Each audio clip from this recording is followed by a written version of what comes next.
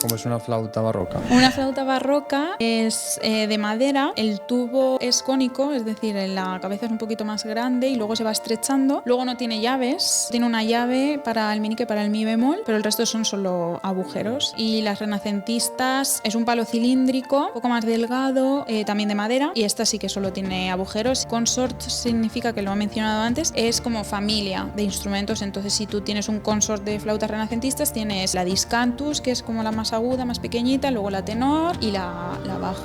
Lo hemos llevado entre las tres, cogemos, le ponemos su fundita, eso sí, con un cuidado, vamos, el clave como si fuera una criatura recién nacida, o sea, es que vamos con él, vamos. Pero sí, por suerte, nuestra compañera Olga tiene un coche bastante grande, ya está todo súper medido, sabemos cómo lo tenemos que poner. Ha habido las giras estas que he comentado, es en el coche clave, cello, violín, claro. Nosotros 4, o sea, todo, y va como Dios. Un Tetris. ¿En el mismo coche? En el mismo coche. Yo he hecho algunos vídeos que es para verlos de verdad. Es increíble. Me siento súper orgullosa también por ese lado, de estar trayendo todo lo que he visto y todo lo que en lo que me he formado aquí mismo. O sea, que no solo se pueda escuchar, yo que sé, en Madrid, Barcelona, sino que mi tierra también pueda escucharlo y ser partícipe de esto. Mi lucha es la de organizar conciertos de música antigua que van de la mano de los mismos siglos de estos edificios, para atraer a la gente de hoy en día a estos espacios y ponerlos en valor, tanto la música como a la cultura y el patrimonio que tenemos en Castilla-La Mancha. Igual en general, que cuando hay este tipo de proyectos así de música antigua un poco diferentes, pues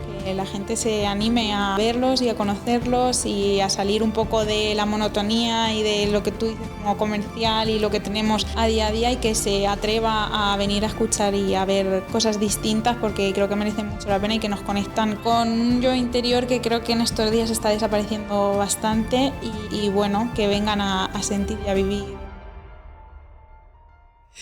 Bueno, pues nada, hoy tenemos en la Plaza del Pueblo aquí a Cristina Ortiz, que es flautista profesional, viene desde Villarrobledo y bueno, ha visitado muchos sitios de nivel mundial, así que después nos contará. Pues nada, Cristina, buenas tardes, ¿cómo estás? Alicia, pues nada, muy bien, la verdad, muy a gusto. Pues bueno, venimos un poquito a hablar de música en esta ocasión contigo, y pues sobre todo me gustaría empezar el podcast que nos cuentes un poco por qué empezaste a ser músico, cómo empezó todo y por qué has decidido seguir con esto y dedicarte plenamente a ello. Pues hay una anécdota que puede explicar esto súper bien, y es que hace unos años mi madre cogió las típicas cintas estas que tienes de hace muchísimos años, y la puso para ver qué había y tal, y salía una nevada increíble que hubo en Villarrobledo. Y estábamos ahí en la calle donde vivimos, pues todos los chiquillos jugando con la nieve y tal. Y de repente se ve un coco, así súper pequeño, con una trompetilla. En vez de estar jugando con el resto de chicos, pues yo estaba ahí sola haciendo trompetilla. Y me dijo mi madre, ¿te puedes creer esto? Como que a lo mejor tenía 2 años, 1 año y medio, y claro, nadie sabía lo que... Qué pequeña. Sí, o sea, yo creo que viene desde siempre. Y luego lo que pasó también a la hora de apuntarme a la escuela de música y todo eso, es que yo le decía a mis padres, que es que yo quiero ir a música, y claro, mis padres no eran músicos, veían que nadie del cole iba a música y decían, pero esta chica, pero qué... Y ya a base de darle caña a eso, pues al final me apuntaron, y hasta el día de hoy, la verdad, o sea, es algo que siempre se dice, el músico se hace o se nace, y en mi caso, vamos, lo llevo en la sangre, pero no viene, o sea, mi familia directa no son músicos, pero yo siempre he tenido algo ahí que me ha acompañado sin yo saberlo, incluso, porque vamos, con 2 años poca conciencia podía tener de que ya quería ser músico. Qué guay, qué anécdota tan chula. Sí. ¿Y específicamente flauta? Pues eso, también voy a ir a mis recuerdos, y es que mi tía, la hermana pequeña de mi madre, estudió flauta en un periodo bastante corto de su vida, cuando era chiquitina, y en casa de mi abuela siempre veía en un armario el estuche de la flauta, y claro, yo era curiosa a ver qué es esto y me llamaba muchísimo la atención. Y recuerdo que cuando mis padres tomaron la decisión de llevarme a música, yo llegué el primer día con ese estuche que vi en ese armario diciendo que quería estudiar, a ser posible, la flauta travesera. Y también ahí un poco empezó todo, también con eso. En Villarrobledo. Sí, eso fue todo en Villarrobledo. ¿Y en la escuela de música? De Villarrobledo. Muy bien. Pero es que había escuela de música, quiero decirte, porque en muchos pueblos, bueno, en Villarrobledo es un pueblo más grande, pero no en todos los pueblos está la posibilidad, quiero decir. Sí, pues en Villarrobledo tenemos Escuela Municipal de Música y puedes estudiar, yo creo que empecé a los 6, 7 años, pero sí que es verdad que en otros municipios igual más pequeños no existe esa posibilidad. Pero Villarrobledo concretamente, creo recordar que incluso en un pasado se podía estudiar grado medio allí, hace ya muchos años. Sí, estaba apañado como que los profesores te podían enseñar de ese nivel y luego venían profesores de Albacete y del conservatorio para hacer los exámenes y la gente se sacaba allí el grado profesional. Para la certificación. Sí. No lo sabía. Sí. Entonces, en el Villarrobledo está el grado elemental y después ya os preparáis para la prueba y... Exactamente. ¿En qué año entraste a la vez en el profesional? De hecho, Cristina y yo nos conocemos de la prueba de acceso al conservatorio profesional de aquí de Albacete. Sí, exactamente. Y ya fuisteis las dos a la vez. Ahí surgió la amistad y ya pues todos los años de profesional. Hace muchos años, ¿eh? Hace ya. Unos cuantos. Era en el instituto, ¿no? Sí. Sí, pues yo ¿cuánto era eso por ahí? Yo estaba en tercero de la ESO. Yo estaba en primer bachillerato. Cuando entré al conservatorio tenía 16 años. O sea, yo entré bastante tarde al conservatorio. Yo también entré con esa edad. Un año también? después, sí, en primer bachillerato. Sí. Creo que era tercero de la ESO. No, Tercero, cuarto. cuarto de la ESO sería. Sí, porque nos llevamos un año. Pues sí.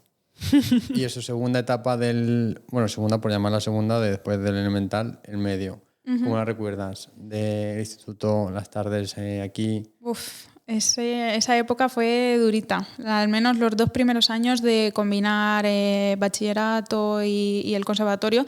De hecho, yo, cuando cumplí 16 años me vine aquí a Albacete y estudié el bachillerato aquí, en Albacete, en el 1. En el Sabuco. Y el primer año no había plaza para poder estudiar en ese instituto y a mi madre le habían hablado muy bien, quería que estudiara ahí. Y me tuve que meter en un bachillerato que se llama Bachillerato Internacional, que es como un poco más, tiene más nivel, creo que tienes que estar más horas en clase, tienes que hacer como también unas prácticas externas, o sea, llevaba una cantidad de trabajo mucho mayor que un bachillerato normal. Y claro, combinar eso con el conservatorio, pues a mí, y además con 16 años fuera de casa, por suerte pude vivir aquí con mi tía porque vivía aquí, pero aún así era todo nuevo para mí, era llegar a un instituto donde no conoces a nadie, en el conservatorio tampoco, empezar de cero completamente siendo pues, relativamente joven, o sea, con 16 años todavía no tienes a lo mejor esa fuerza o esa... Y entonces son muchos miedos. Además, yo había vivido siempre en Villarrobledo, tenía mi grupo de amigos ya cerrado, me sentía muy bien con ellos y era como empezar de cero totalmente. Y bueno, pues sí, fue ahí un poco complicado, la verdad, al principio sobre todo. Luego ya muy bien, la verdad. Y los años que estuve en Albacete estudiando grado medio y hice también un año de superior aquí, creo que al final, es que no sé cuántos años pasé aquí, como 4, 5, 6, porque también hice ampliaciones cuando hice el grado profesional. Hiciste varios cursos en uno durante el profesional, ¿no? Sí. La gente a lo mejor no sabe lo que es una ampliación. Eso es, hacer dos años, no sé si fue tercero y cuarto. O sea, ya una vez acabado el bachillerato, como me centré más en la música, pues empecé a hacer ampliaciones para recuperar, porque normalmente la gente tiene que empezar con 12 años, o sea, de 12 a 18 es el grado medio, pero bueno, yo como venía de Villarrobledo, mis familiares tampoco eran músicos, no sabíamos un poco, pues cuando me vieron preparados y eso, pues ya... Sí, los que venimos de los pueblos muchas veces vamos con un poquito de retraso más, con respecto a los que acaban el elemental directamente en la ciudad y siguen con el profesional. Exacto. Bueno. Yo vi mucha variedad también entre tarde, con 16, el primer bachillerato, igual que tú. Y no recuerdo que tuviera compañeros mucho más jóvenes, de 12, 13 años. Al contrario, tenía compañeros de la misma edad, más mayores y más jóvenes. Y sí que es verdad que esa etapa en particular, luego cuando, no sé, bueno, aunque luego seguramente hablemos de esto, pero esa etapa, cuando eres joven, aparte de ordenarte el conocimiento como tal, o sea, porque estás aprendiendo, te estás metiendo más información que de la que tendrías si no tienes el conservatorio, posiblemente a nivel de organización de horarios, de organizarte un poco la vida y tal, eso es un máster, porque si empiezas ahí llevando todo eso con 16 años o 14 o 13, después ya te puede llegar lo que quieran. Y eso es una recomendación, pues si luego alguien escucha o le motiva esto, eso pues es mucho mejor que muchos másteres o muchas otras cosas que te pueden hacer por ahí. Lo que pasa es que a lo mejor el dar el salto a eso ya, o muchos padres no se atreven porque les da miedo, o muchos niños directamente no tienen ganas. Que luego alguna vez traer a alguien que sea algún profesor de conservatorio o músico y tal, sería interesante preguntarle cómo ha visto hace 10 años o 15 años y cómo lo ve ahora, sería interesante. Pero es que ahí, sobre todo, ahí la familia son héroes, dando viajes desde los pueblos, desde Madriguera, desde Le Tour, desde no sé dónde, aquí todas las tardes y echando aquí la tarde para que... Y luego ver que sacas en claro, porque no siempre la cosa va bien. Sí, pero bueno, yo creo que aunque no termines como tal todos los estudios ni te vayas a dedicar profesionalmente a la música, claro, yo hice mis estudios, no me dedico profesionalmente, pero sí que me ha dado, como tú dices, unas pautas en la vida y unos recursos para adaptarme a otras situaciones, para crear mis propios horarios, y la música como tal creo que te da una sensibilidad a la hora de reaccionar con situaciones de la vida que creo que a lo mejor de otra manera no las habría interiorizado. O sea que creo que aporta muchas cosas buenas, aunque no te vayas a dedicar profesionalmente a eso, finalmente. Totalmente. O sea que en eso creo que estamos de acuerdo los tres. Sí. Bueno, Cristina, y has venido aquí sobre todo para hablarnos de tu mundo, que es el mundo de la música antigua, ¿no?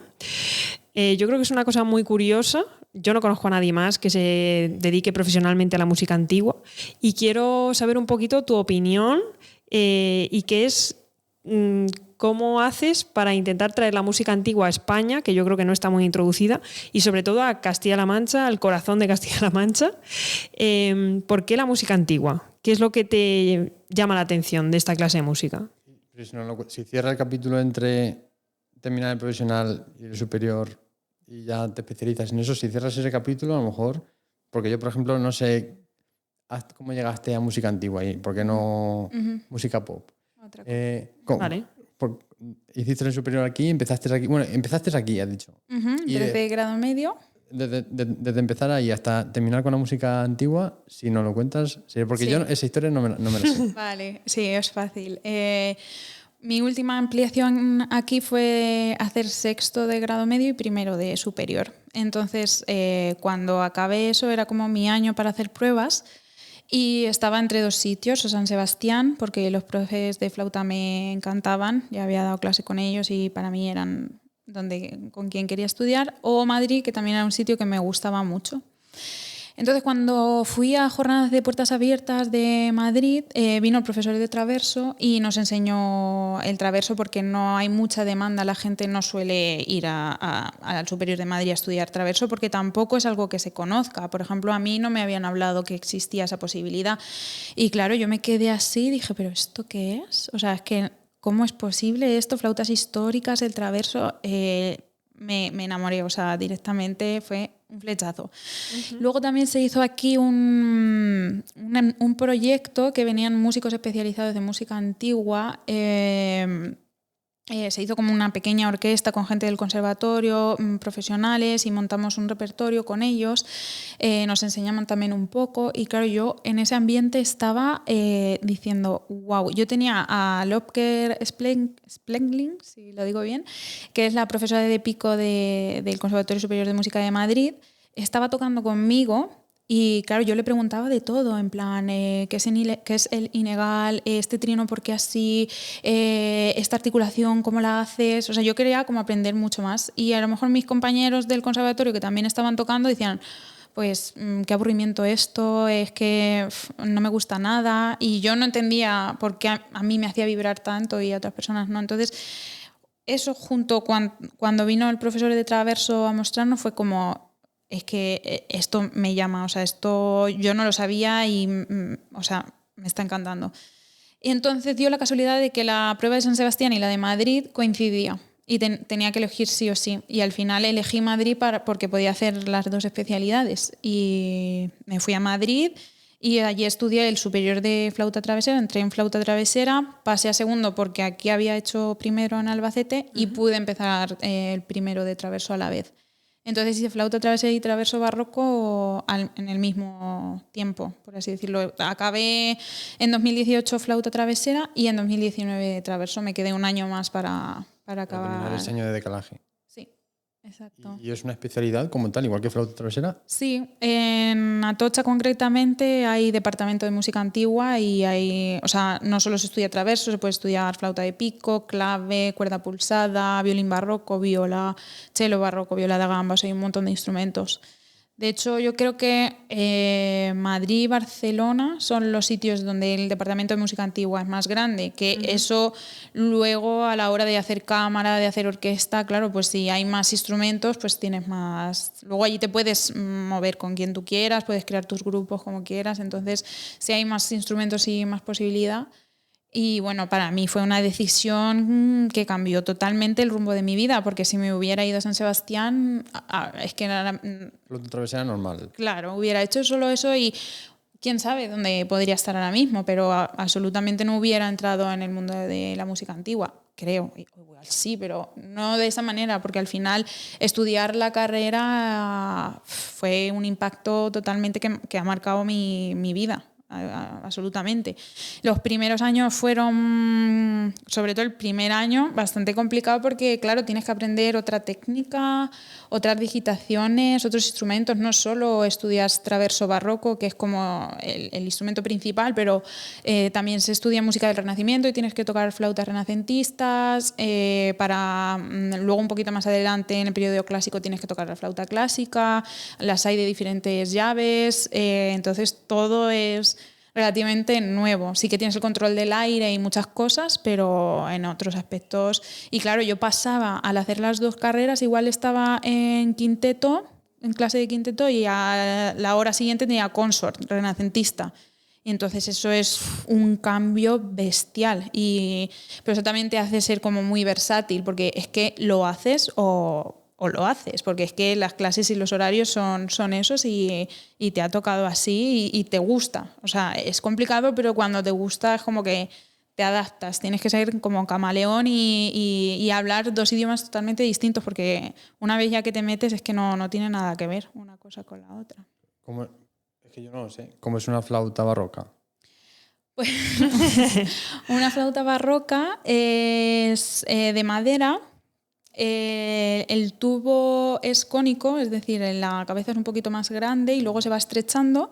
Luego no tiene llaves, solo tiene una llave para el minique, para el mi bemol, pero el resto son solo agujeros. Sí. Y las renacentistas es un palo cilíndrico, un poco más delgado, también de madera, y esta sí que solo tiene agujeros. Y consort significa, que lo he mencionado antes, es como familia de instrumentos. Entonces, si tú tienes un consort de flautas renacentistas, tienes la discantus, que es como la más aguda, más pequeñita, luego la tenor y la bajo, y todas juntas pues hacen música, porque en el Renacimiento se componía sobre todo música vocal o música instrumental a diferentes voces. Entonces podrías hacer música en la familia de flautas. También hay consorts que se pueden mezclar. Está el consort de violas, pero luego puede ser como consort libre y estar tocando violas, flautas. O sea, puedes elegir, a ti te dan las voces y tú lo puedes ir instrumentando como puedes ir jugando de diferentes maneras, que eso también es muy guay. Qué guay. Ahora mismo, ¿cuántas flautas tienes? Pues flautas, traversos, etc. Sí, pues tengo 4 flautas renacentistas, 2 discantus, porque las tengo en 4/15, que es la afinación barroca, y en 4/40, que es la afinación a la que están las flautas renacentistas. Vale. Entonces he comprado la tenor y la discantus en las dos afinaciones porque a veces tienes proyectos, o sea, en un mismo proyecto tienes que tocar con cuerdas y tienen que ser a 4/15 porque las cuerdas están en esa afinación, y entonces, pero si tocas música renacentista dentro de ese mismo proyecto, las cuerdas no pueden estar desafinando, o sea, cambiando, porque al final es medio tono de diferencia. Vale. Entonces Te exige cambiar de flauta. Instrumento directamente. Sí. Si dentro del proyecto se va a tocar a 4/15, pues uso las renacentistas a 4/15, y si es solo música renacentista con instrumentos todos renacentistas, pues uso las de 4/40. Luego tengo el traverso, flauta clásica también, y luego, bueno, pues la flauta moderna, el piccolo.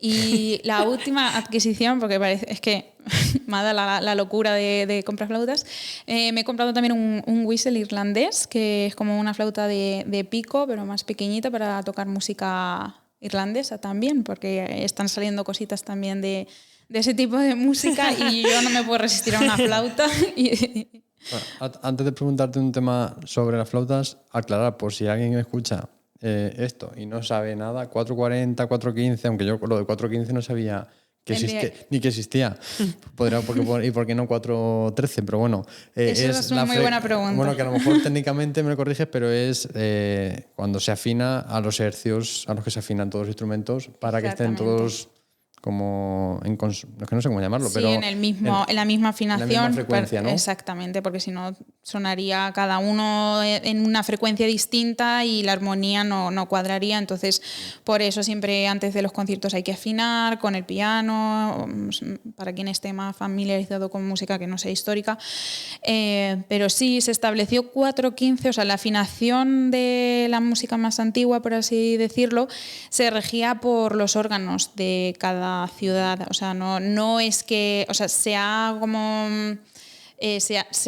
centrado en 4/15 porque era el máximo común de afinación a la que estaban los órganos. Entonces, por eso se ha centrado 4/15.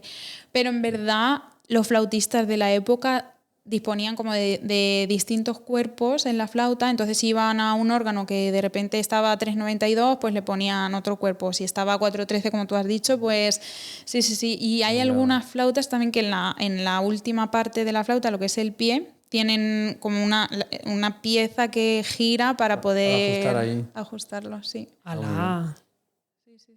Claro, es que, bueno, a nosotros los percusionistas eso es una cosa que no nos da... A mí, por lo menos, cuando voy de conciertos me da un poco igual, pero sí que me llama bastante la atención de que por qué 4/40... Bueno, ahora la discusión es 4/40, 4/42 y yo digo, no entiendo muy bien a quién se le ocurrió ese número. Luego buscamos a algún experto en eso y que nos lo explique, pero bueno, sí me parece curioso. Y como digo, si alguien lo escucha que no entienda los números, digo, a ver si se van a pensar que es alguna otra cosa y es eso. Y ese tipo de instrumentos, porque una flauta clásica, imagino que hay fabricantes, bueno, yo conozco Yamaha, conozco... Sankyo. Exactamente, pero como la que has dicho, la flauta irlandesa, ¿se nos ha apagado esto? La flauta irlandesa, ¿quién la fabrica? O sea, y hay tanta demanda... O me imagino que será algún artesano o algo, claro, ¿no? Sí, normalmente este tipo de flautas las pides a constructores especializados en ese tipo de flautas. Por ejemplo, el whistle irlandés lo he pedido a un constructor que solo se dedica a hacer ese tipo de flautas, que es de Reino Unido, y me pasaron el contacto. Normalmente esta gente la conoce siempre por recomendaciones de otras personas. Por ejemplo, las últimas flautas renacentistas que yo me compré es también de un constructor italiano que no es muy conocido, pero bueno, pues le gustaba lo que es construir flautas, empezó en su casa y ahora pues como que las está vendiendo, y una compañera allí en Holanda le compró las flautas y las hemos estado probando todas y nos han encantado. Entonces eso es un poco suerte también de dar un constructor que digas wow, porque las primeras, por ejemplo, las compré no me acuerdo ahora el nombre, pero es como el constructor más importante dentro de este tipo de flautas, y claro, son mucho más caras porque tienen mucho renombre. Claro. Y al final, claro, o sea, esta segunda compra la hice porque costaba un poquito menos, pero la calidad también era buena. Entonces a veces es tener Esa suerte de encontrar. Claro, porque tienes que encontrar a nivel mundial, no puedes buscar en Tomelloso. Claro, ¿no? claro, sí, eso es complicado, sí. Y no mucha gente se dedica a eso, o sea, igual te encuentras uno en cada país. Claro, porque entiendo que la demanda, supongo que en países más nórdicos, que esta música un poco es más, se escucha con más frecuencia, quizá haya más, pero en España no creo que... ¿Hay algún constructor que tú conozcas? Pues en España seguramente que hay, pero yo no he oído... No es una cosa así muy conocida. Sí, para Traversos y todo eso, el más famoso es Martin Benner, que bueno, pues tiene un montón de trayectoria, y mi profesor, por ejemplo, tenía sus flautas de allí, yo también me compré la mía, y es alemán, que es así, tiene también como un nombre bastante importante. Pero sí, de España no me suena que la gente diga voy a... Esta persona aquí, sí. Pero a lo mejor hay alguno...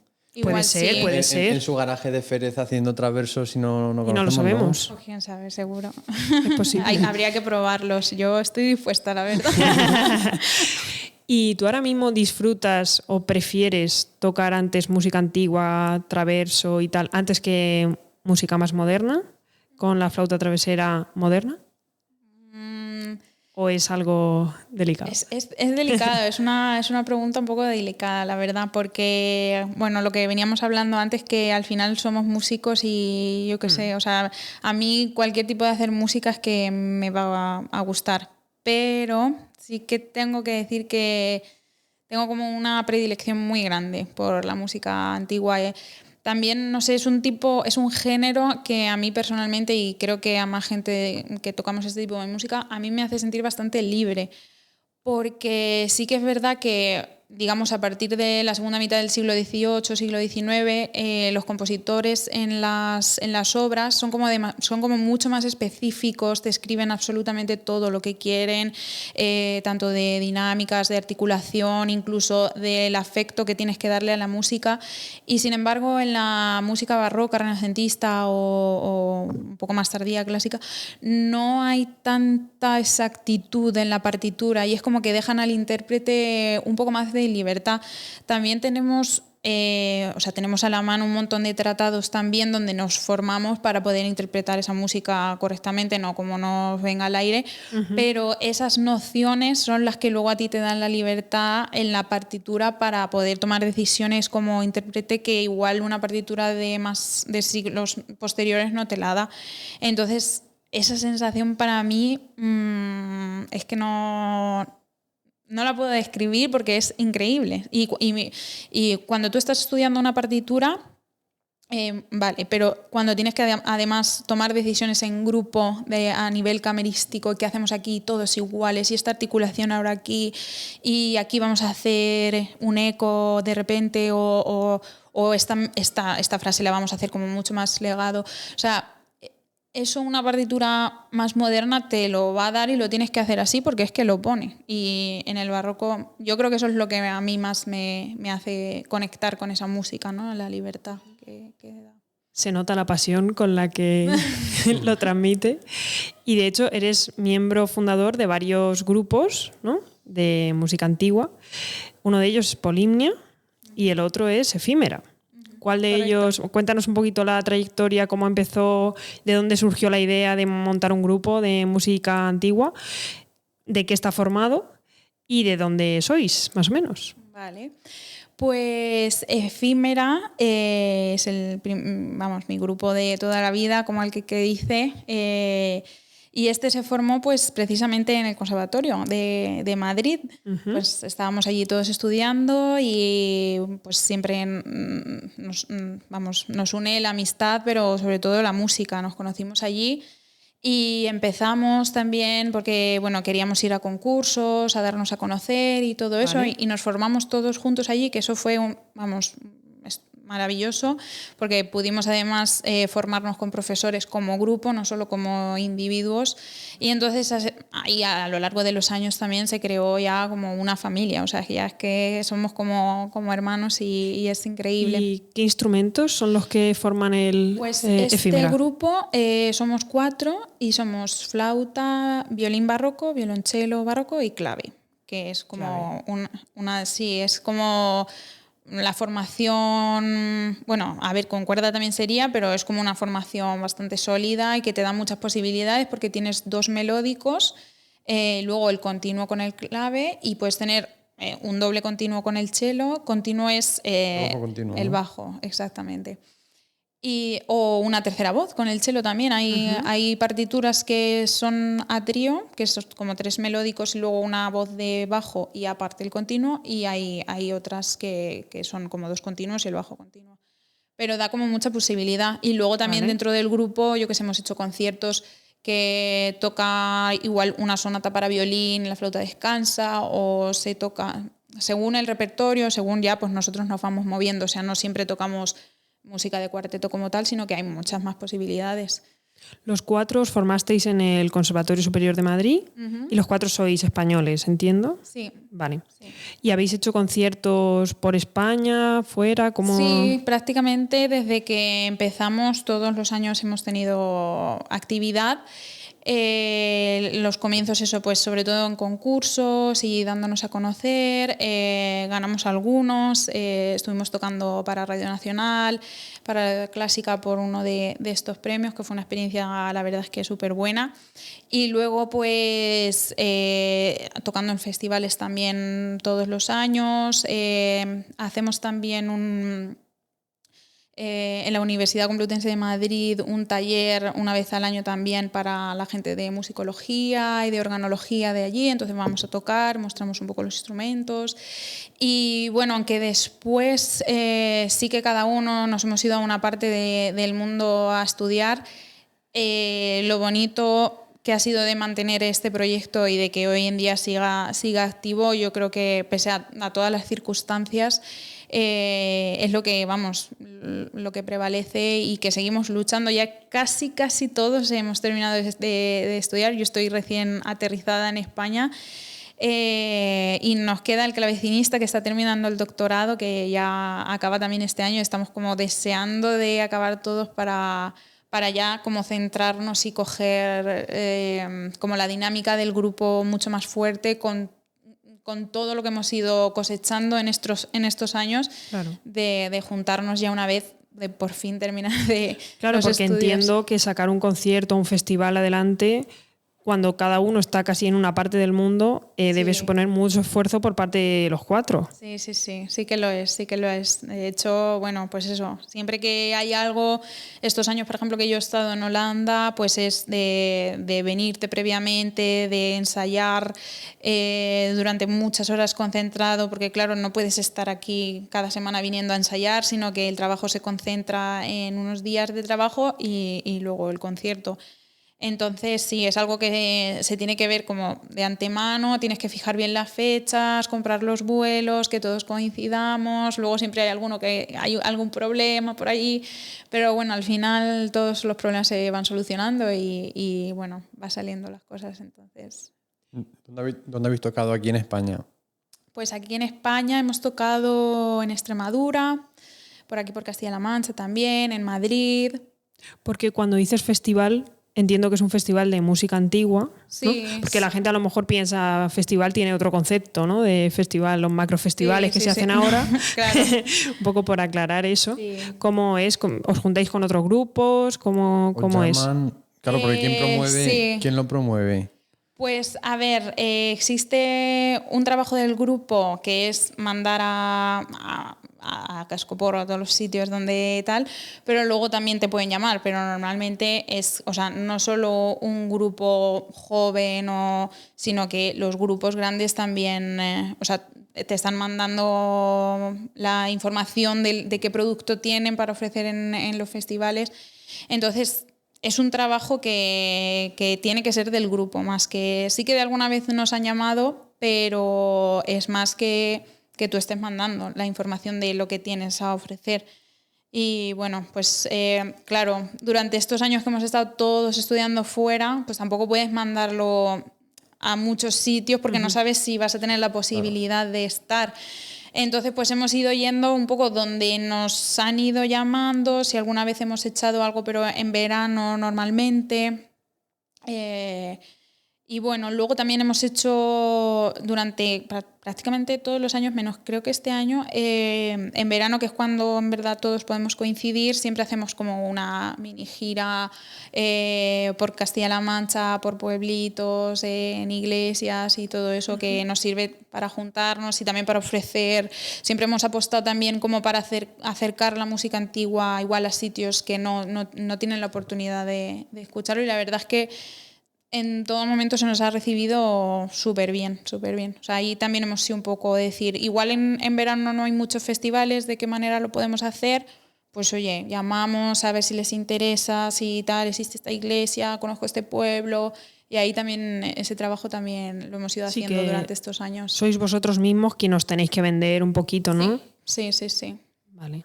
¿Cómo es el recibimiento de la gente cuando vais a un sitio? Porque muchas veces la gente no lo conocerá directamente o será el primer contacto que tenga con ese tipo de música. ¿Y cómo es el recibimiento? El perfil imagino que será un perfil ya un poco más crítico o maduro con la música, pero no lo sé, claro, quizás no, y van niños de 12 años, que no lo sé.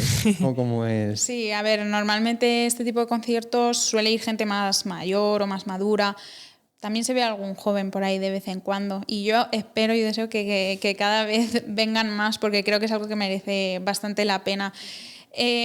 Pero normalmente, o sea, la respuesta del público es súper buena. O sea, recuerdo, justo cuando estabas diciendo eso, recuerdo cuando hicimos un concierto, no recuerdo el nombre del pueblo, pero uno de los que hicimos en Extremadura, que era un pueblo súper pequeño, de esto de que parece que solo había gente mayor, pensábamos que no iba a venir nadie, luego la iglesia se llenó y la gente al final del concierto haciendo cola para venir a hablar con nosotros y a decirnos sus impresiones, que le había encantado, la gente emocionada, y ahí te das cuenta de decir, es que, o sea, merece muchísimo la pena lo que estamos haciendo. Incluso igual la gente no suele ir a este tipo de conciertos porque tampoco se le da la oportunidad igual a pueblos así más pequeños de llevar este tipo de iniciativas. Entonces, cuando se llevan, no es que a la gente le parezca, ay, pues qué aburrido, qué tal.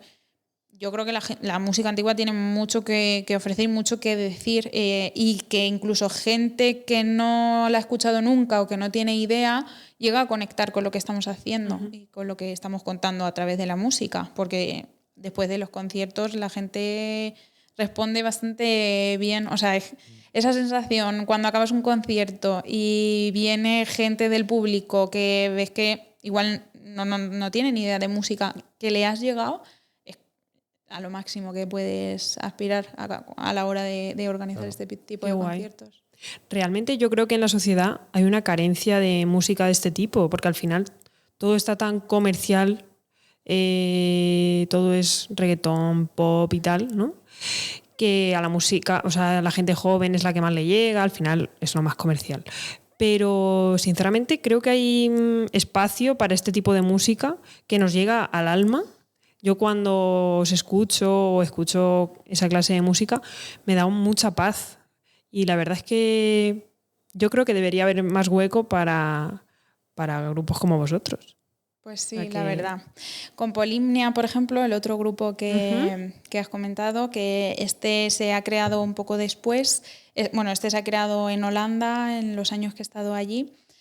Llevamos como 1 año y medio así, pero es un proyecto muy guay porque con este grupo hemos creado una especie de conexión con el público a través de los afectos que tiene la música. Entonces nosotras lo que hemos hecho es elegir un repertorio específico, hacer un programa de concierto normal, pero pensando en crear una historia a través de los afectos que emanan de la música que hemos elegido. Y entonces esa historia la contamos a través de unos personajes que somos nosotras mismas. O sea, las mismas intérpretes son las que de una manera teatralizan los afectos de la música. Entonces cada una de nosotras somos un personaje y lo estamos interpretando también mientras tocamos el repertorio y es una pasada. Este proyecto también está muy chulo. Y en este grupo somos 5, hay 2 cantantes, mezzo-soprano, viola, cello y flauta. No hay clave en este caso. Uh-huh. Que bueno, a la hora de movernos y todo eso es como más sencillo porque mover un clave no.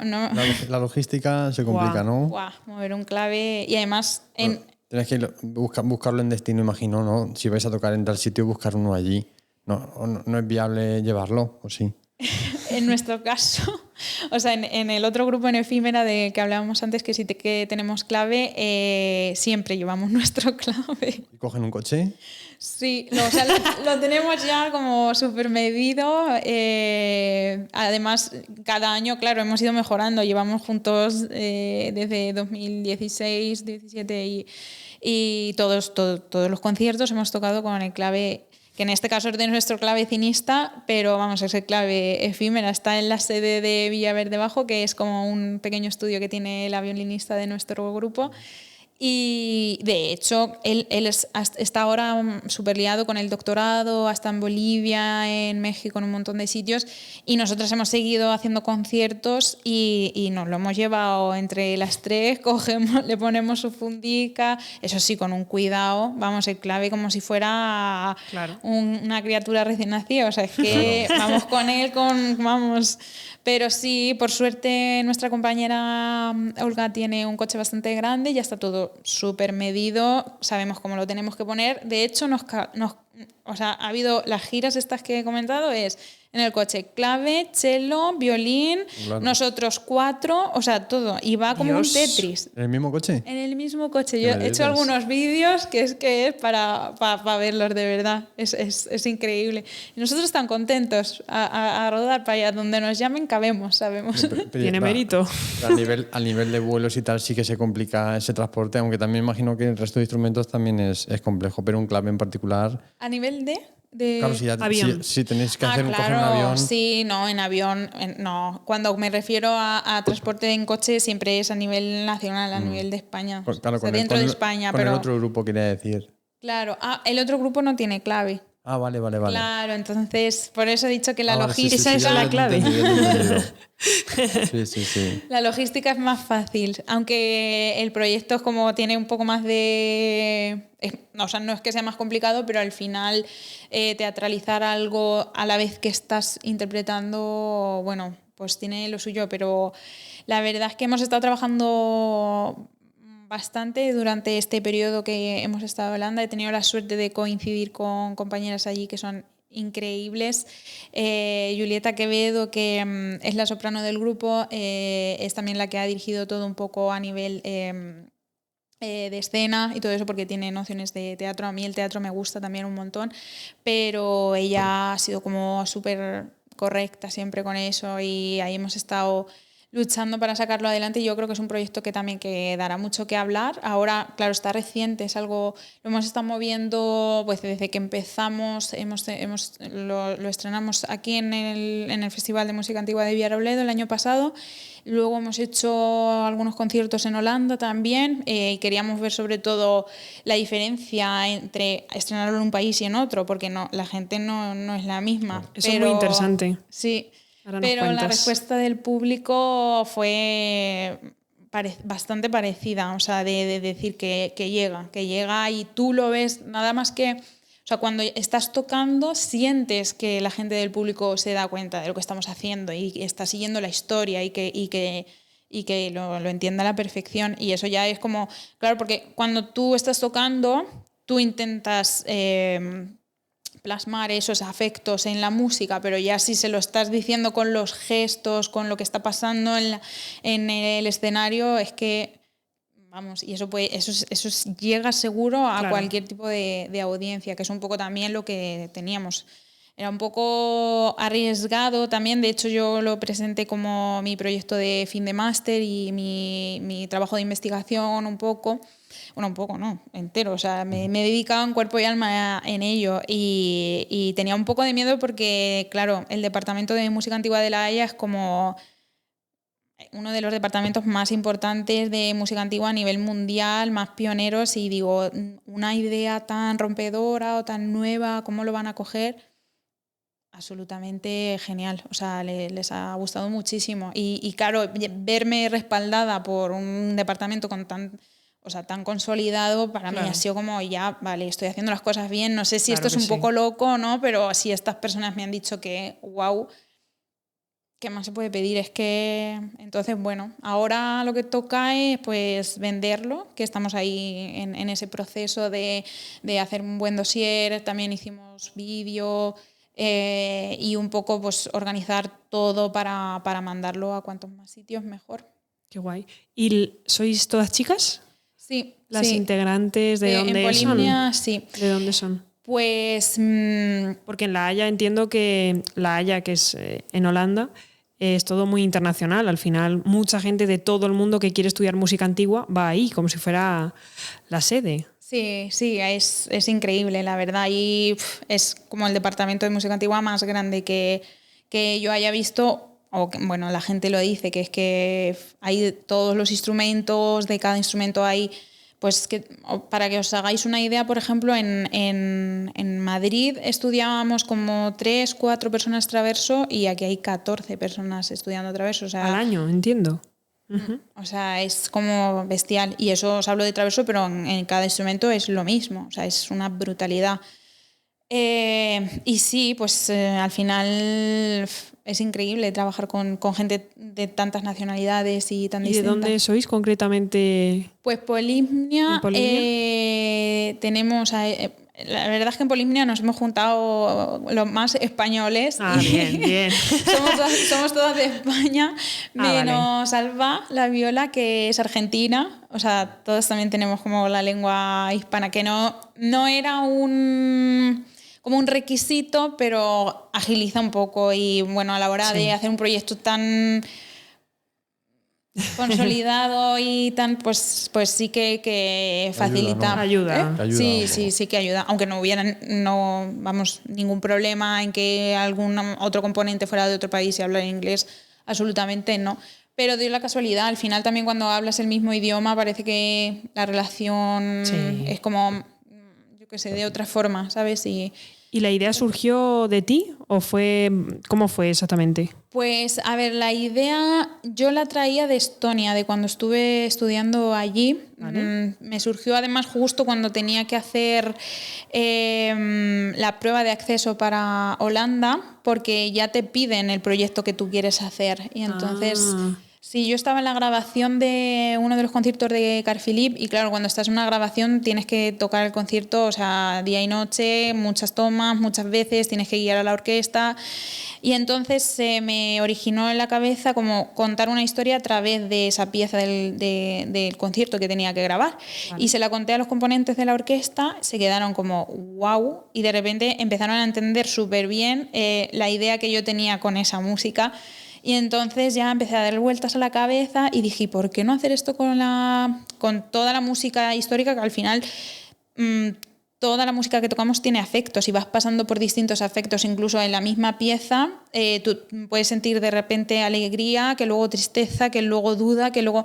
Entonces, ¿cómo puedo transmitirle eso al público? Y ahí se empezó a formar...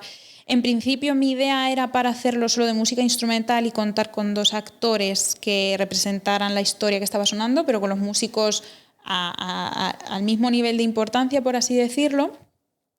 Y los actores representarían la historia, pero sin hablar, o sea, solo con lo que es mímica claro, y que la música fuera como el diálogo de esa historia. Pero bueno, luego por suerte pues conocí a mis compañeras, Julieta y Paula, y ellas tenían también como unas ideas muy parecidas a lo mío. Además ellas son cantantes que aparte de estar cantando pueden interpretar al mismo tiempo, porque claro, yo como flautista tengo una posición como mucho más estable y que tengo que tocar de cierta manera a nivel corporal, que no puedo estar igual cayéndome de tal, o la viola o el cello. Entonces, claro, al final acabaron siendo ellas, siendo las dos actrices, las actrices principales, porque los músicos, o sea, los instrumentistas o las otras chicas que tocamos también somos personajes de la historia, pero no los principales. O sea, así que, pues si de repente la flauta no toca en un momento, pues yo hago una escena o...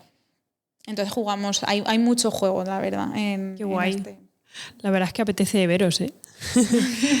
¿A Efímera o a Polimnia se te puede escuchar de alguna forma en algo ya grabado? Quiero decir, aparte de los conciertos.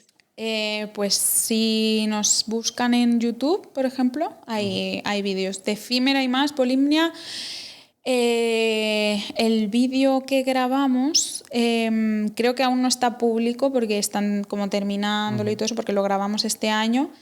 Pero bueno, yo ya lo he visto, pero creo que público no está y va a merecer mucho la pena. Entonces igual en unas semanas, meses, cuando lo publiquemos, si no, nos pueden seguir en redes sociales también, ahí también tenemos contenido. A nivel técnico, esa grabación, ¿cómo es? Porque también imagino que será bastante diferente a grabar un instrumento más moderno, más actual. Me imagino que a lo mejor en Holanda o en otros países sí que habrá ingenieros más especializados en esto o personas técnicas más especializadas en esto, pero ¿te has interesado o te han contado algo de cómo se graba? Es decir, cuando vais el grupo a grabar a un determinado sitio, me imagino que lo grabaréis en algún auditorio, en alguna iglesia, en algún sitio así. A nivel técnico, ¿cómo se hace o qué diferencia? O si sabes contarnos algo, porque yo tengo bastante curiosidad en eso. Sí, pues a ver, todas las grabaciones que hemos hecho, bueno, por ejemplo, la de Polimnia, que es la última que hice, contamos con el equipo técnico del Departamento de Ingeniería de Sonido de allí, del Conservatorio de La Haya.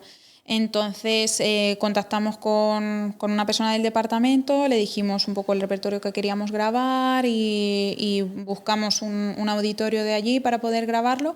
Y hubo una sesión para grabar el sonido que queríamos grabar para poner en el vídeo y luego después, una vez ya teniendo el producto de sonido, grabamos el vídeo. Sí. Vale. Sí.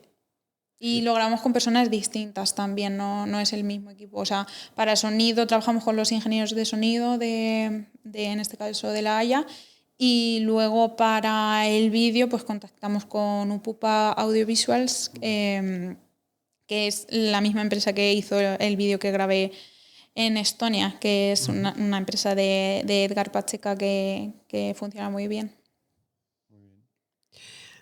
Qué guay. Bueno, me gustaría pasar a hablar más concretamente del Festival de Villarroledo, de música antigua de Villarroledo, que eres la directora.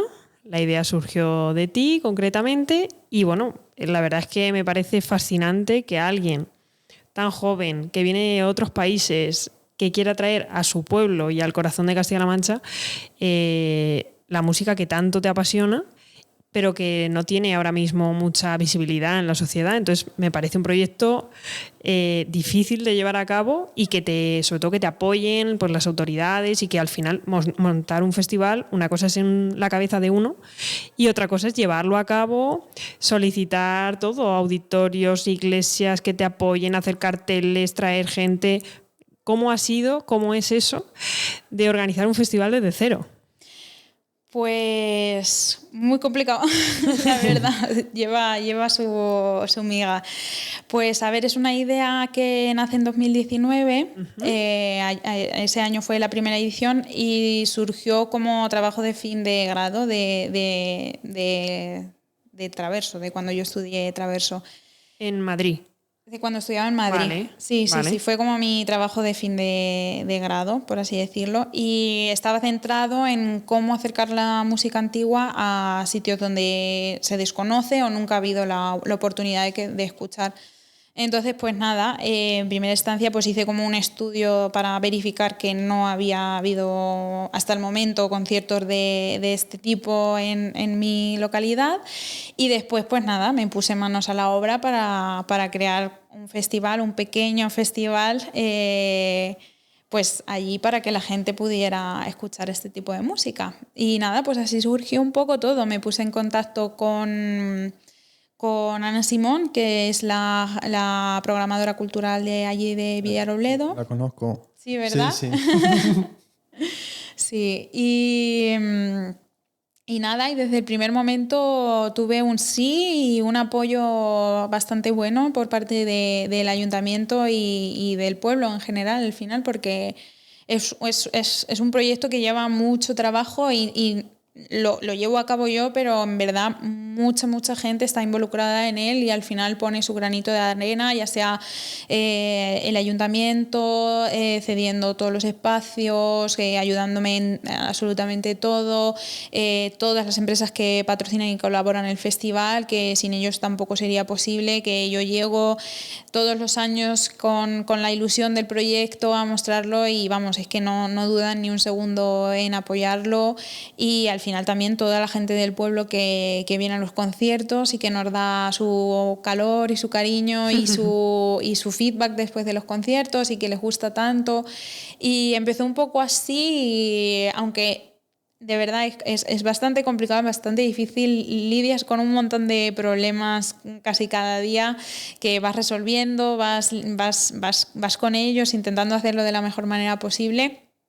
Pero al final todo ese trabajo me merece mucho la pena porque haces llegar a este tipo de música, y lo que estábamos comentando antes, que igual la gente no lo valoraba o lo desconocía porque nunca se le habían ofrecido. Entonces un poco la labor que yo quiero hacer es como que la gente lo conozca primero y luego ya decida, pues me gusta, no me gusta, me parece aburrido, no. Pero creo que no se le ha dado la suficientemente dedicación o que no se ha puesto en valor porque nunca se ha ofrecido este tipo de música. Entonces es un poco lo que yo quiero conseguir con esto, que la gente lo conozca. Y hasta ahora, pues eso, la respuesta que he tenido ha sido bastante buena. De hecho, yo los primeros años estaba bastante asustada de decir, vendrá gente, ¿no? Porque esto es tan raro, nadie lo conoce. Claro. Al final la gente le da el gusanillo, acaba viniendo y lo mejor es que le repiten, sí. Y cada año pues ves que hay más calor y que la gente está muy contenta con ello. Entonces, pues eso ha sido el motor de lo que... Qué guay. Sí. Claro, porque entiendo que durante la preparación, ¿cuánto tiempo te lleva preparar el festival? ¿Todo el año? Sí, prácticamente. Se acaba una edición, tienes que hacer como el análisis, el dossier de esa edición, todo. Y ya pensar en la siguiente, en los grupos que quieres que vengan, en dónde se va a hacer, en cómo, en todo. Sí que igual, o sea, hay unos meses en los que no piensas cada día en ello, sino que, ay, pues esta idea, o ay, tengo que llamar esto, o ya sobre todo enero, febrero, hablar con Ana para guardar la fecha en el ayuntamiento, claro, en el espacio que necesite, para que lo tenga en cuenta. Y ya de ahí pensar, hablar con los grupos, que todo cuadre, que todo esté bien. Sí, lleva su... Es una labor, imagino que tú los grupos, muchos de ellos los conoces gracias a tu trayectoria académica y la experiencia que tienes y lo que has visto y demás, y has unido eso, que me parece tremendo, con encima tu pueblo, que me parece una coyuntura, vamos... Hay cosas muy diferentes, son cosas muy diferentes que has conseguido atar y es complejo porque al mismo tiempo la cultura aquí posiblemente esté más desalineada con quizás si lo intentas organizar en un pueblo de Estonia, como hablabas antes, o de Alemania, que tienen otro tipo de bases o de cultura, y me parece tremendo que hayas logrado algo así, pero vamos... Totalmente. Y así como dices que has tenido problemillas a lo largo de pues, la preparación, supongo que no todo es un camino de rosas. Así, cosillas que te hayan podido pasar de problemas que digan, madre mía, ¿esto cómo lo voy a solucionar yo? O que no llego, o ¿qué cosas te han pasado? Pues mira, por ejemplo, el año pasado fue tremendo porque estrenábamos con Polymnia, que claro, ya no soy solo organizadora, sino que también soy intérprete. Y también tocábamos con Efímera, porque Efímera es como el grupo residente del festival. Sí, entonces fue como un socavón de cosas. De repente estábamos toda la semana allí porque había que montar la escena también, necesitábamos estar en el espacio, entonces pues fijamos como un periodo de trabajo allí de unos 4 días o así para poder usar el espacio donde íbamos a hacer el proyecto. Y claro, a la vez yo estaba recibiendo llamadas de todos lados, o sea, porque era ya la semana previa, claro, y entonces... Y Fran, que es mi pareja, me decía, si es que te has metido mucho, madre mía, cuando haces las cosas no las piensas tú, sí, a todo vamos, sí, pero claro, tienes que tener en cuenta que no solo eres intérprete, que también eres la cabeza de todo, y al final, pues cualquier problema que haya, te van a llamar para consultarlo, para verlo. De repente hicimos un concierto en un restaurante, el chico del restaurante, oye, Cristina, si puedes venir a ver las luces, luego del ayuntamiento, madre mía, que va a ir la Universidad Popular a montar la exposición que está la semana siguiente, nosotras ahí ensayando con las de la Universidad Popular, planchando las túnicas y todo eso. Y bueno, pues sí, ese tipo de cosas que es al día, por así decirlo. O sea, tú tienes de repente todo ya más o menos, de repente llamada, esto pasa, ven para acá, no sé qué, no sé cuántos.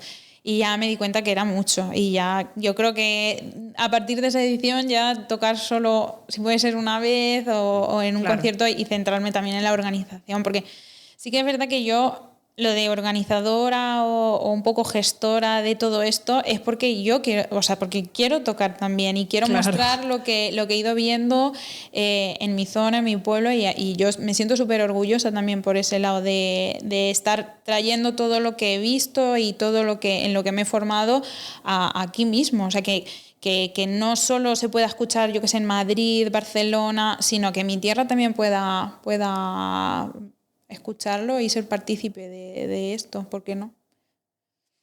¿Qué respuesta te encuentras cuando lo vas a explicar? Porque imagino que eso lo tienes que explicar a mucha gente.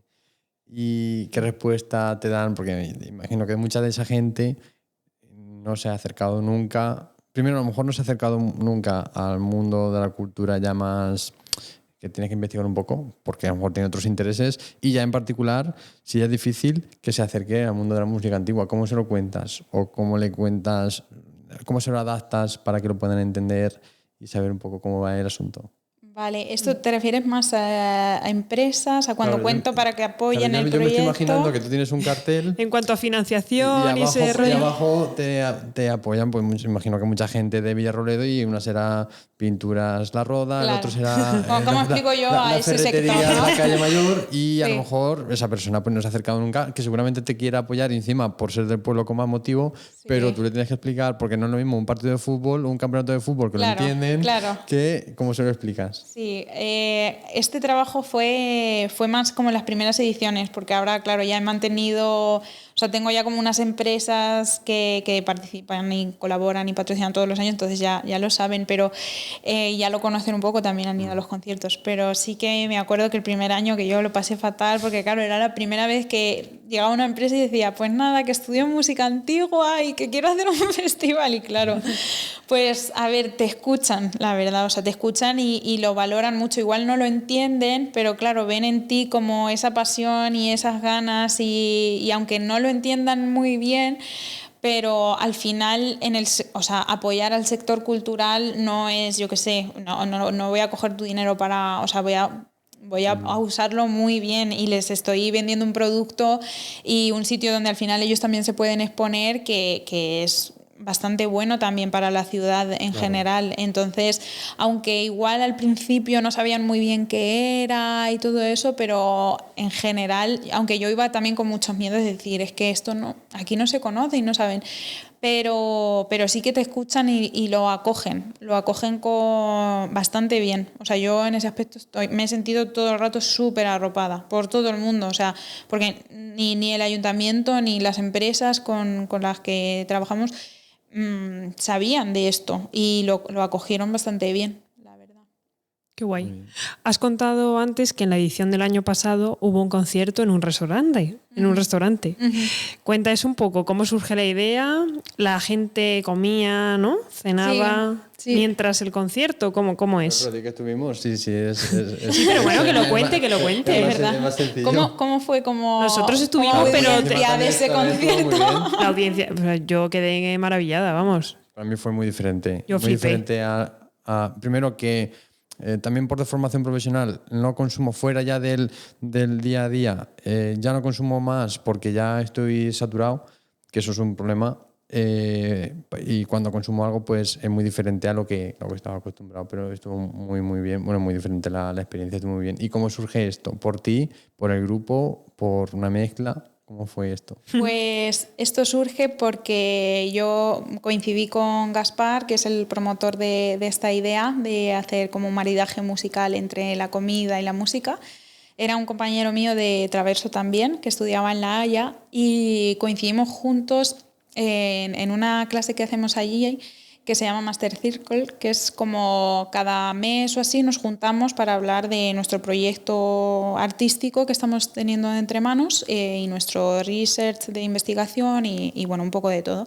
Entonces coincidimos en este grupo de trabajo y claro, él expuso su idea y yo cuando me la contó me quedé en plan, wow. Su idea era esta, ¿no? Sí, y el maridaje musical. Exacto. Igual que yo hice, bueno, tuve apolimnia y he trabajado un poco en todo esto, pues él investigó sobre la relación que hay entre la música y la comida. Y entonces, pues ahí al final él estaba, estaba en el segundo año de máster, yo en primero.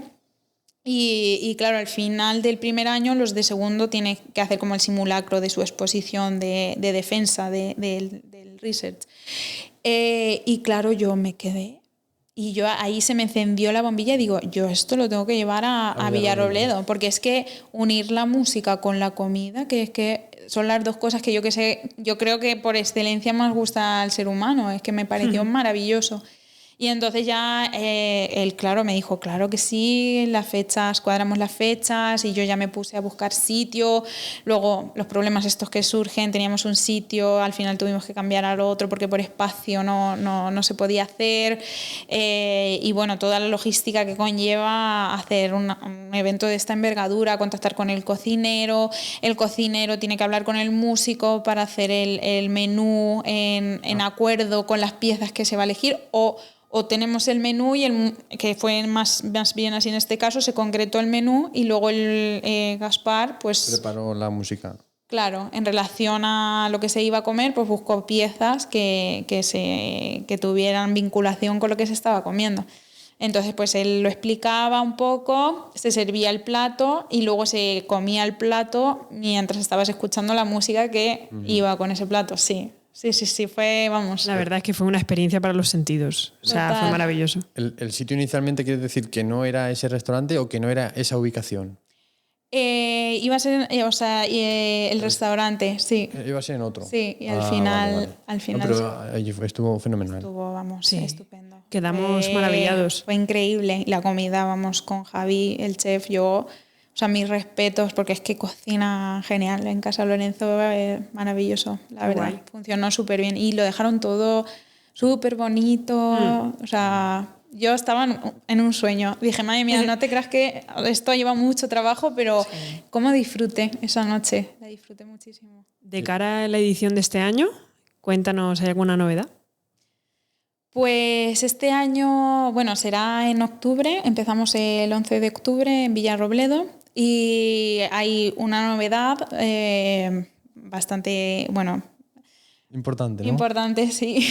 Porque, bueno, a lo largo de estos 2 años en Holanda también yo he ido creando como una idea de llevar el proyecto local que hay ahora mismo en Villarrobledo a expandirlo un poco, ¿no? A llevarlo más de manera regional a más sitios. Un poco para revalorizar los espacios históricos que tenemos en Castilla-La Mancha, porque creo que Castilla-La Mancha es una región que tiene muchísima importancia histórica y que tenemos un montón de edificios históricos a pie que igual no los valoramos o pasamos por al lado pero no sabemos ni de qué siglos son, ni hemos entrado a verlos. Entonces, mi lucha es la de organizar conciertos de música antigua que van de la mano de los mismos siglos de estos edificios para atraer a la gente de hoy en día a estos espacios y ponerlos en valor, tanto la música como a la cultura y el patrimonio que tenemos en Castilla-La Mancha. Y bueno, eso también es un poco lo que me lleva pues a volver para acá, para como emprender este germen que me lleva y que me lleva como la vida ya. Y bueno, era en principio un proyecto que quería desarrollar como de aquí a 2 años, pero en Holanda tuve la suerte de coincidir con los que llevan la agencia 107, que es una agencia que está como más especificada, bueno, está especificada en representar músicos históricos. Y surgió de contarles la idea y bueno, pues ellos también me animaron a dar el paso ya. También contamos con el apoyo del Ayuntamiento de Casas Ibáñez, porque el programador cultural estaba también interesado en el proyecto. También conocido, José Pedro, claro que sí. Y bueno, claro, ya el festival ya se iba a mover a otro lugar. Entonces, ¿cómo llamas en Casas Ibáñez Festival de Música Antigua de Villarrobledo? Y yo tenía por otro lado ya seguro el nombre del proyecto a nivel regional, tenía claro cómo quería que fuera la imagen, el logo y bueno, se dieron como esta especie de casualidades de la vida entre que conocí a la agencia que me está apoyando la verdad bastante y que ya al final no es un trabajo que puedas hacer tú sola porque necesitas ayuda. Es todo, sí, y ellos son súper profesionales, estoy súper contenta de haberlos encontrado. Y luego, por otro lado, claro, contar con que hay otro apoyo de otra entidad pública que está como interesada en ello, pues dijimos, venga, pues vamos a por ello también. Este es el año. Sí, a ver, empezamos poco a poco, claro. Pero bueno, ya está como la semillita. Este año, claro, ya no es Festival de Música Antigua de Villarrobledo, es CLM Antigua, pues es un festival más para Castilla-La Mancha, ¿no? Para llegar a más sitios. Muy bien. Y bueno, pues empezamos a andar con un antecesor bastante grande, que es el festival que yo ahí he aprendido también mucho de todos estos años. Y bueno, ya no caminando sola tampoco, que eso también es importante. Y bueno, pues el futuro, pues vamos a ver dónde podemos llegar, claro que sí, no. ¿Qué entorno es? ¿Dónde lo vais a hacer? Pues, ¿O no se sabe aún? Sí. ¿O se ha anunciado? Sí, todavía no está anunciado. No se puede decir. Se va a anunciar, se va a anunciar enseguida. De hecho, igual el podcast cuando salga ya está anunciado, porque se empezará a anunciar a partir de, no sé si la semana que viene o la siguiente. Mañana tengo reunión con el chico que lleva las redes sociales y eso, pero se va a anunciar enseguida. Pues los conciertos van a ser en Villarrobledo, en el claustro del ayuntamiento, y lo más probable en la iglesia de San Blas. Lo que pasa es que ha habido un problema de estos problemillas que decimos, porque llevaba siendo en la iglesia de San Juan de las Hermanas Clarisas de Villarrobledo durante unos años, algunos de los conciertos que ha habido, y en principio iba a ser allí, pero ha pasado una cosilla que me llamaron las monjitas que al final ese día no iba a poder ser, me dieron para otro día, pero ya el grupo no puede. Entonces, como que ahora, a estas alturas, tenemos que buscar otra ubicación. Sí, estamos ahí en el proceso, pero bueno, y será en la iglesia de San Blas y si no, en la iglesia de la Soledad de Villarrobledo. Hay 2 conciertos en el claustro y uno en la iglesia. Y luego en Casas Ibáñez será igual en la iglesia de San Juan y en la ermita también de Casas Ibáñez. O sea que este año empieza la andadura de CLM Antigua en 2 localizaciones y tu idea de cara al futuro es engrandecerlo y expandirlo por toda Castilla-La Mancha o quién sabe. A más rincones de Castilla-La Mancha. Sí, tengo una lista ahí de lugares a nivel de patrimonio histórico muy interesantes donde este proyecto podría ser bastante interesante. Y ya pues una vez, claro, o sea, yo quería como desarrollarlo de aquí a 2 años, pues de volver de tantos años en el extranjero, empezar a moverme por aquí, conocer gente, que la gente me conozca, porque la verdad es que durante estos años organizar un festival y demás estando tan lejos ha sido, Claro. o sea, complicado y decir, es que, y claro, yo quería verme como con más... como estar más cerca de aquí también para que todo fuera más ágil, porque si no, y además estudiando y trabajando y tocando, y es que... Pero bueno, la semillita ya está plantada, no sé... Yo al principio como que me daba un poco de vértigo de decir, madre mía, si es que ahora mismo no... Entre comillas, como que no soy nadie para hacer un proyecto así tal y todo el mundo, pero hombre, ¿y si de aquí a 2 años te lo quitan? O si pues tú ya irás conociendo a la gente, pero tú empiézalo porque Claro. quién sabe. Pa'lante. Pues Ya sí. está, claro que sí. Sí. Estaba esta segunda dimensión del festival, ¿estaba en tu trabajo de fin de grado, como decías, que era esa idea, o ya lo has ido desarrollando después? En el trabajo de fin de grado de Madrid, ¿te refieres? Sí, el porque has de dicho que- 2019. Sí. Para nada. Para Sí, nada. O sea, yo pensaba que iba a ser el festival ese año y Dios sepa, porque el primer año lo pasé regulero. O sea, porque era todo nuevo. Todo empezar de cero. Y bueno, de hecho después yo me sigo llevando unas tortas a nivel de organizadora que dices, porque es que vas aprendiendo a base de error, porque en verdad yo no he tenido ninguna formación de gestión o de cómo se hace burocráticamente o ahora por dónde hay que moverse, con qué... Todo eso va aprendiendo con la marcha. Sobre la marcha. Entonces Sin duda. no tenía ningún tipo de pensamiento. De hecho, eso ha sido a lo largo de estos 2 años más que nada en Holanda. De hecho, cuando yo llegué a Holanda tenía una mentalidad más de quedarme allí, porque es uno de los sitios más importantes o más consolidados a nivel de la música antigua, y yo, vamos, dije, llega a mi sitio, para mí la música antigua es lo más.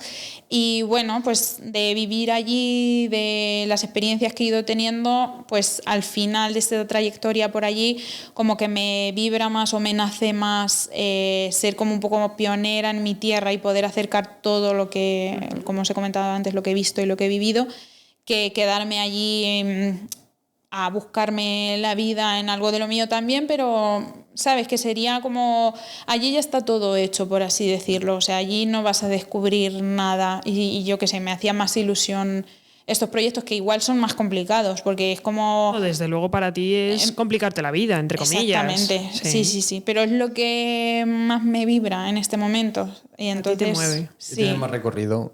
Tienes más recorrido Mucho aquí más. y al mismo tiempo ya has visto lo que se puede llegar a hacer en otros sitios o tienes más Sí. experiencia y demás y quieres llegar a un determinado punto aquí, ¿no? Y acercarlo un poco más. Me Totalmente. parece. Sí, la verdad es que hay que tener valentía. ¿Y tu experiencia viviendo en el extranjero, qué tal ha sido? Porque ¿cómo llegaste? ¿Terminaste el superior? Y después, ¿cómo surgió la oportunidad? Porque entiendo que es para especializarte en música antigua, que aquí no era posible y en otros países sí que era. ¿Cómo fue todo ese salto? Vale, a ver, ha habido como varios periodos, o sea, cuando acabé en Madrid en 2019 me fui a Estonia a estudiar máster de flauta moderna todavía. Ahí no estaba como, o sea, seguía con la música antigua, de hecho fui a Estonia porque podía seguir con música antigua, o sea, podía seguir dando clases de verso, tenía grupos de cámara de antigua y también tocaba en orquestas, y de hecho en Estonia la música antigua no está del todo explotada igual que en otros sitios de Europa. Es como el departamento es muy pequeñito, al menos sí. O sea, en todo el país solo hay un conservatorio superior, por así decirlo, que está en Tallinn, que es la capital del país. Y es eso, un departamento muy chiquitito de música antigua. Y, a ver, concretamente en traverso, la gente puede estudiar como grado medio de traverso, pero no hay grado superior, ya pasan directamente al máster. Entonces, al final, los estudiantes que empiezan traverso, que son poquitos, porque el país es también pequeño, se van a estudiar el superior a otro país y, claro, ya no vuelven. Y yo llegué para estudiar el máster de flauta con el bachelor es como el superior de traverso ya. Entonces, claro, de repente encontrarte una persona con el superior de traverso en un país como Estonia fue como... Y claro, o sea, allí trabajé un montón porque no había prácticamente traverso. Sí que había algunos, pero no... Trabajaste como intérprete. Claro, sí, toqué muchísimo en Estonia. pero estaba estudiando el máster de flauta moderna. Pero bueno, como yo voy con las dos cosas, con la rueda. Y nada, pues estuve 2 años allí en Estonia, que me pilló el COVID también allí. O sea, yo empecé en 2019, o sea, unos meses después fue el COVID. Allí no fue muy fuerte, la verdad. Los primeros meses sí que encerrados, pero no, o sea, no había casi contagios ni nada. Y luego... Entiendo que la vida allí es mucho más individualista, ¿no? Con todo el frío y eso, sí, ¿o no? Sí. La verdad es que el clima hace bastante. O sea, la gente de allí es, igual que el clima, bastante fría. No es tan cercana ni, vamos, no... El COVID sería menor también en ese aspecto. Sí, bueno, ellos igual no lo notaron tanto porque la distancia la mantienen más que nosotros, sí. Sí, bueno, sí que la gente es muy fría, pero yo concretamente en Tallinn estuve bastante bien porque no es una ciudad extremadamente grande, es más o menos como Albacete, es muy cómoda, el casco antiguo es muy bonito y no sé, tengo muchos recuerdos buenos de allí, hice muy buenos amigos también. Luego el periodo de COVID me pilló también que mi pareja vino a vivir allí, o sea que estuve con él, no me sentí sola ni... Entonces, bueno, aunque la gente sea más fría, pero como ciudad la veo una ciudad para mi gusto cómoda para vivir, porque me gustan más las ciudades pequeñas que más grandes ciudades. Y luego la vida es como bastante más barata que aquí, vale. Y la gente también es distinta, hay como mucha diferencia salarial también en ese país, entonces ves como muchos contrastes también en la misma ciudad. Y bueno, pero en general fue una experiencia muy buena. Luego, claro, nieva también bastante. Pero bueno, el transporte público es gratis, por ejemplo, para la gente que vivimos allí. Entonces, bueno, y en general los espacios y todo eso están como muy preparados para el frío. En el conservatorio, de hecho, llegas y dejas tus zapatos en un zapatero y te pones las chanclas o un calzado más cómodo, porque claro, llegas que sí, con el abrigo hasta los pies, las botas de nieve, tú ahí como... Entonces, claro. Y luego en el concert puedes estar en manga corta, por ejemplo, porque o sea, está súper bien. Igual yo aquí en España, de hecho, en invierno paso más frío porque igual las casas no están igual de preparadas y el frío en Castilla-La Mancha es un frío seco y que también hace fresquillo. Entonces, en ese aspecto. ¿Y en La Haya? Y en La Haya, pues también. Después de allí a La Haya. Sí, bueno, hubo un año que regresé a España y estuve trabajando y preparando las pruebas para La Haya, ahorrando también, porque a diferencia de Estonia, Holanda es un país extremadamente caro, o sea, es carísimo. Entonces, bueno, pues estuve un año trabajando aquí como profe de flauta y al año siguiente me volví a ir. O sea, sí, me fui en 2022 y he vuelto en 2024. Y bueno, pues allí, por ejemplo, del clima mucho más lluvioso y con un viento increíble, que yo he de decir que prefiero el frío y la nieve antes que el viento y la lluvia. Además que en Holanda te mueves en bici y claro, imagínate tú con la bici, la mochila, lloviendo con un aire que te tira para atrás, o sea, es muchos días yo digo, pero qué agua que era, no sé qué, y tengo... Sí, luego la gente también, o sea, al final, por ejemplo, con la gente que he ido conociendo en estos países también, con los italianos, portugueses, griegos incluso, como la gente del Mediterráneo, es como mucho más cercana, pero no sé qué pasa, en plan, Alemania... Bueno, pocos alemanes he coincidido que sean como cercanos, pero alguno ha habido. Pero sí, también como que la gente es como más distante, como que no puedes tener con ellos, llegar con ellos a tener una relación tan cercana, igual que claro. No es nada fácil, la verdad. Son como más distantes. Pero bueno, allí en general pues hay un nivel de vida, o sea, aunque los precios sean muy caros, también los sueldos son bastante altos. Ya no hay diferencia salarial, quiero decir, un salario de un trabajo corriente ya es bastante bueno. Entonces, bueno, pues si curras te permite vivir bien, porque también es un país en el que prácticamente no hay paro, o sea, hay trabajo para todo el mundo. Y entonces es otra dinámica totalmente distinta en los países. Y De eso hecho, lo ves. tú has estado trabajando mientras que estudiabas, ¿verdad? Sí, sí. También como intérprete. Como intérprete y como camarera también, claro. Ahí sí, un poco de todo, porque al final, o sea, yo me tenía que pagar el alquiler todos los meses. Y sí que hay periodos que hay más bolos, pero en los periodos donde no hay bolos tú tienes que seguir. En mi caso, yo que no tenía así ninguna ayuda, pues entonces, pues donde sea. Pero bueno, la verdad es que he de decir que como que en Holanda no se trabaja mucho. O sea, sí que hay trabajo para todos, pero ese trabajo como que para mí prácticamente no ha sido trabajar. Yo lo veía en diferencia con España, que por ejemplo si tú vas a hacer un evento de catering o de lo que sea, que necesitas en España 10 trabajadores, pues contrata 5 y esos 5 tienen que hacer el trabajo de los 10. Pero allí en Holanda sentía que íbamos 10 y que sobrábamos 8. Porque como el trabajo sí, es relajado dentro de lo que cabe, ¿no? Sí, o al menos lo que yo, he tenido suerte, he tenido suerte en ese aspecto. Sí. Bueno, en ese aspecto. Sí. Bien. Vale, genial. Pues bueno, por último me gustaría hablar un poquito de tu experiencia, que sé que también has estado, como has comentado previamente, de profesora en diferentes sitios, ¿no? ¿En qué sitios? ¿En el Provencio? ¿En Munera? En el Provencio, buen sitio también. En Munera y en Tarazona de la Mancha.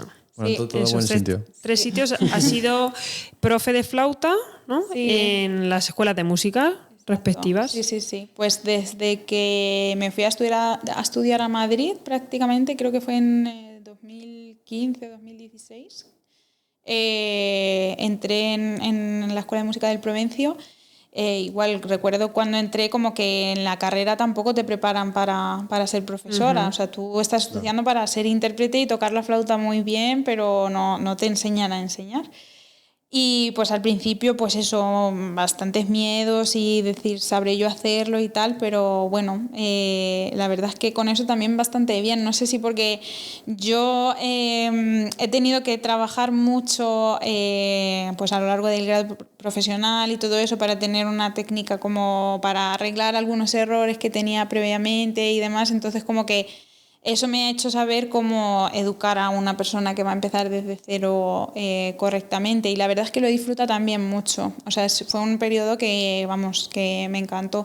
Y siempre lo estuve combinando la docencia con los estudios, salvo el año ese que regresé entre Estonia y Holanda, que ahí trabajé como todo el tiempo como profesora de flauta, y la verdad es que me gusta mucho. Te tienes que adaptar también a cada niño, porque cada uno pues tiene su ritmo y tiene su forma de ser pero eso también es bastante interesante porque hace que no sea monótono y hace que a mí desde luego que se me pasa el tiempo volando con ellos y lo disfruto mucho. De hecho, el tiempo que está fuera también es una de las cosas que he echado de menos, así que es una parte también muy bonita de dedicarte a la música, poder enseñarla. Siempre han sido niños. Sí, claro, yo he estado en escuelas municipales que normalmente va pues eso de los 6, 7 años hasta que si quieren seguir estudiando. Yo he tenido alumnos hasta 18 años o así algunas veces, pero normalmente son como los primeros años de formación, que para mí, creo que son súper importantes para el futuro, para que tengan una buena posición del cuerpo, para que utilicen muy bien el aire, para que no tengan problemas en un futuro, o sea, es para mí lo más importante, los años clave para la formación. ¿Y tu percepción de los niños, un poco el interés que tienen de cara a la música, aprender un instrumento, el esfuerzo que conlleva, crees que se mantiene el interés?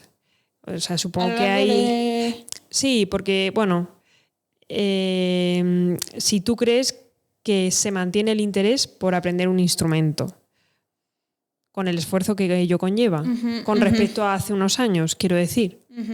Si es algo que sigue interesando. Pues a ver, creo que depende un poco del niño, porque hay niños que empiezan porque ellos quieren empezar o tal, luego hay niños que igual los padres le apuntan pero el niño no sabe muy bien. Entonces, yo creo que ese interés también, o sea, el profesor tiene bastante sí, porque te tienes que adaptar, o sea, tienes que ir como por delante y conocer al niño, saber de qué pie cojea o saber de qué manera lo puedes enganchar también a que le llegue a gustar algo así, porque al final son niños y no te puedes poner con ellos como hay que estudiar, tienes que tener como otras técnicas que le enganchen de manera igual más como juegos o que lleguen a clase y que quieran ir a clase porque se lo van a pasar bien, a la vez que aprenden. Entonces, creo que es según en qué escuela estés, según con quién hables, según el niño, o sea, eso tiene como... Vale. Creo, o sea, bajo mi punto de vista. ¿Te recuerdan a ti cuando estabas en esa fase los niños de ahora o ha habido alguna evolución? O sea, ¿tú te ves reflejado en un poco las formas de ser de ahora? Cómo está un poco por las actividades extraescolares, cómo se organiza todo y cómo lo ven los niños y los padres y las familias, ¿o ha cambiado? O sea, ¿tú te ves reflejada en ellos o ya eso es un poco diferente?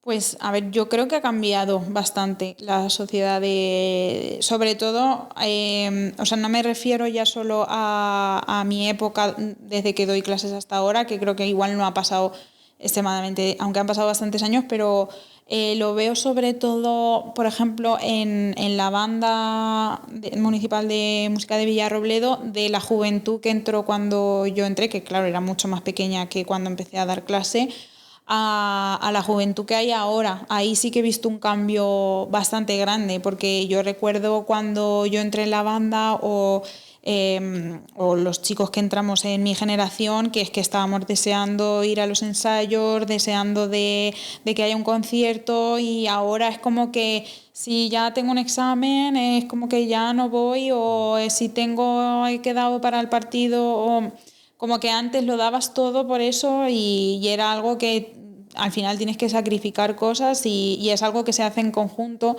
Y ahora creo que es como más secundario, ¿sabes? Que es como, bueno, entra la banda, pero si tengo mi vida algo más interesante que hacer o algo que tal, como que no llegan a dejarlo de lado para dedicarse a eso. Y antes yo veía más implicación, creo, puede ser. No sé si viene... El compromiso, sí, el compromiso ha ido a menos. Yo también estoy de acuerdo. Sí. No sé si pasa en otras agrupaciones o en otros ámbitos, pero yo creo que sí, pero porque la sociedad también está cambiando. O sea, en mi época, por ejemplo, no había tablets ni... Claro, también.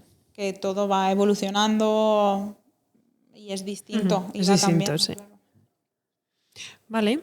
Pues bueno, yo no sé si quieres hablar de algo más así concreto, que digas tengo algo, este proyecto o alguna otra cosa. Creo que lo hemos ido tocando todo, Sí, que hemos ido desglosando tu vida. Sí. Muy interesante, sobre todo a mí, yo flipo con la pasión con la que hablas, que a mí me encanta, la verdad es que me hipnotiza totalmente. Y nada, pues yo creo que vamos a ir cerrando el podcast. Me gustaría que nos dijeras a alguien que te gustaría escuchar en próximos podcasts. Para invitarlo. Vale. Bueno, del tema música o otros tipos de temas. Vale. ¿Una persona o puede ser más? Sí, una persona. O bueno, si quieres varios. Vale, pues a ver, tengo a Cheda Jareño, que es el director de la banda de música de Munera, y es también de Villarrobledo, y creo que pues una persona bastante interesante a la que poder hacerle una entrevista. No sé si lo conocéis, pero si no os puedo pasar... Bueno, yo no. Conocemos a varios directores. Sí. Algunos ya están por aquí, pero no aquí no aquí sentados, sino por aquí de visita. Pero no, a él no tenemos Pues creo que es una persona también muy interesante, que se ha movido mucho y que ha tenido una carrera también como muy interesante. Vale. Y que está haciendo muchas cosas también a nivel de docencia, porque es el director de la banda, pero también de la escuela. Y le está dando bastante, la está moviendo bastante todo por allí. Creo que está haciendo las cosas bastante bien. Y luego otra persona que había pensado en plan a la relación también que nos une, que igual sería interesante entrevistar a Vicent Ferragut. Sí, me acuerdo de él. Hace mucho que no lo veo, pero sí.